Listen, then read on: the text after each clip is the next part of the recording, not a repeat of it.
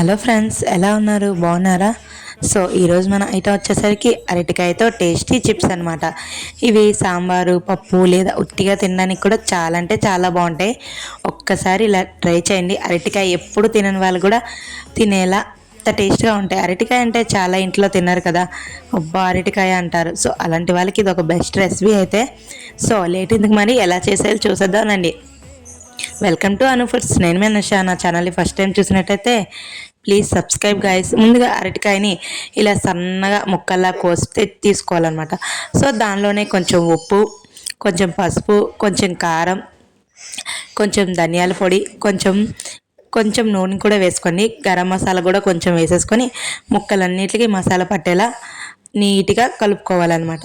So ఈ ముక్కలు నల్లబడకుండా ఉండాలంటే కోసేటప్పుడే కొంచెం వాటర్లో సాల్ట్ వేసి ముక్కలు కోస్తుంటే ముక్కలన్నీ తెల్లగానే ఉంటాయి అన్నమాట. సో కొంచెం సేపు అయిన తర్వాత ఇలా అట్ల పెనం తీసుకొని ఆయిల్ మొత్తం స్ప్రెడ్ చేసి అది బాగా హీట్ ఎక్కిన తర్వాత అన్నిటినీ ఇలా నీట్గా వేపేసుకోండి. ఫిష్ ఫ్రై ఎలా చేస్తాం ఆ రేంజ్లో చేసేసుకోవాలన్నమాట. రెండు వైపులా ఫోల్డ్ చేసుకొని వేపుకుంటే చాలా అంటే చాలా టేస్టీ అయిన అరటికాయ చిప్స్ అయితే రెడీ అయిపోయి చాలా అంటే చాలా బాగుంటాయి. ఒక్కసారి ట్రై చేయండి, అందరు ఫిదా అయిపోతారు ఇంకా.